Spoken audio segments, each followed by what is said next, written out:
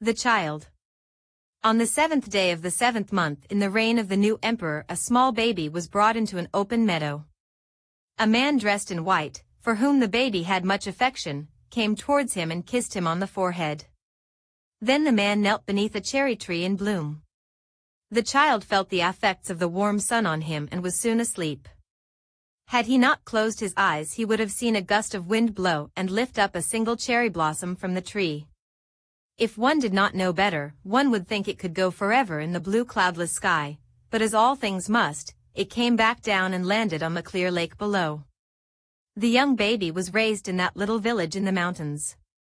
When the baby became a child, he was taught many things by his master: how to write, how to read, and most importantly, how to defend himself. If he was late to meditation, had not done his reading, had he not laid out his clothes he was to wear the next day, or any of innumerable other things, he had to walk the path from the village to the bottom of the mountain for each infraction.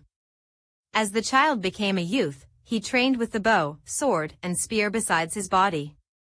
He learned how to be one with the horse and with his meditations, one with the universe.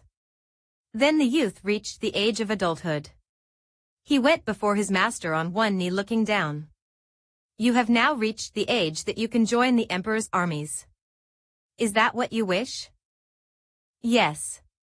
You realize that you will leave our small place and join the emperor's kingdom? Yes.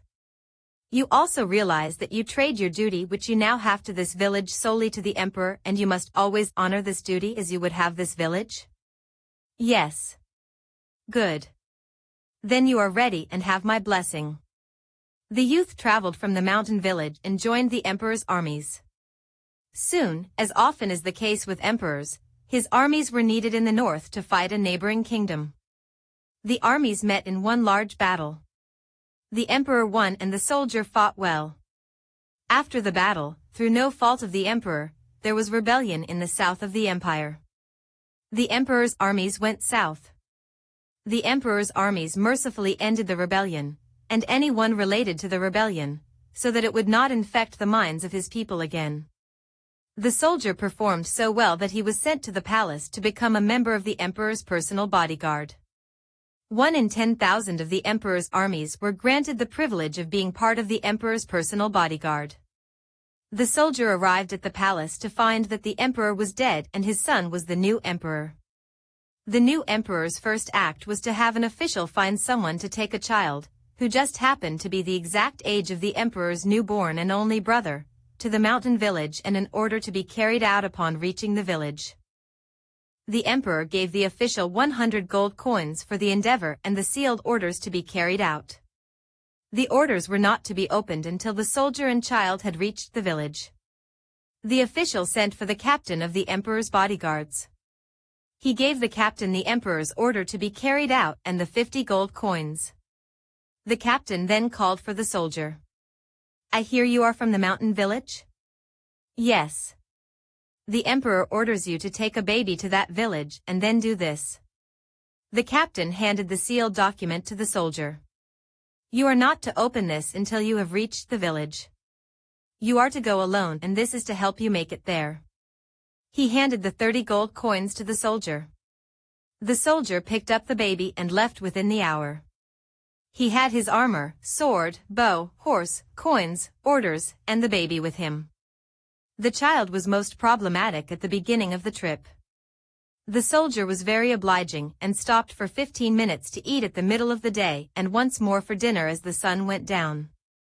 The baby repaid this generosity by crying all the time and dirtying its diapers frequently.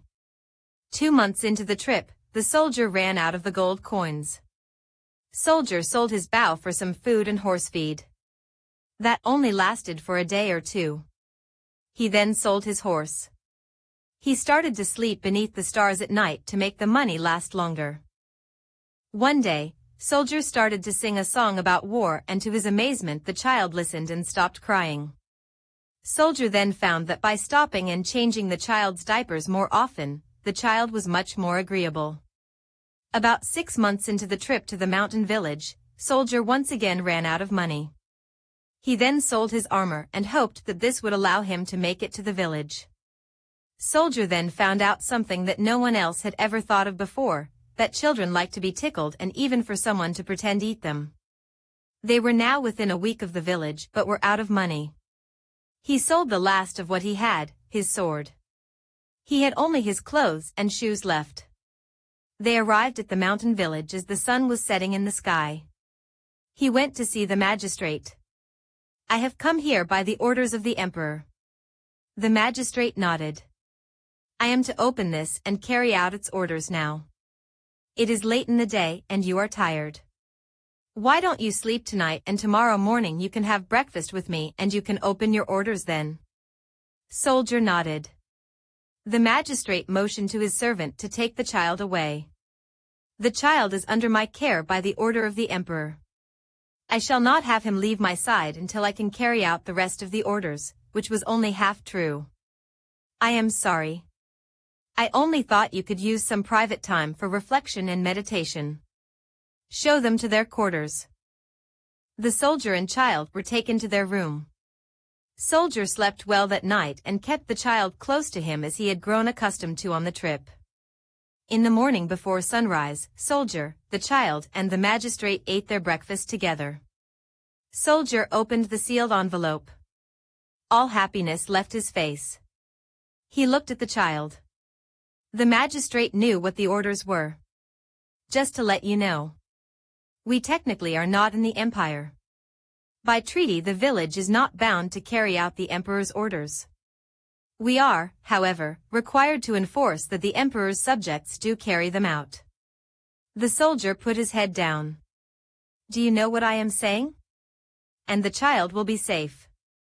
"Yes, that can be arranged without a problem." "When would it be carried out?" "Tomorrow morning if that would work for you." It would. The man and the child left the room and magistrate behind. They went back to their room and the man spent his time between meditation and playing with the child. The man had no appetite for food that day. Before going to bed, he laid out his white clothes that he would wear tomorrow and put his child to sleep. On the 7th day of the 7th month in the reign of the new emperor, a small baby was brought into an open meadow. A man dressed in white, for whom the baby had much affection, came towards him and kissed him on the forehead. Then the man knelt beneath a cherry tree in bloom. The baby felt the effects of the warm sun on him and was soon asleep. Had he not closed his eyes he would have seen a gust of wind blow and lift up a single cherry blossom from the tree. If one did not know better, one would think it could go forever in the blue cloudless sky, but as all things must, it came back and down and landed on the clear lake below.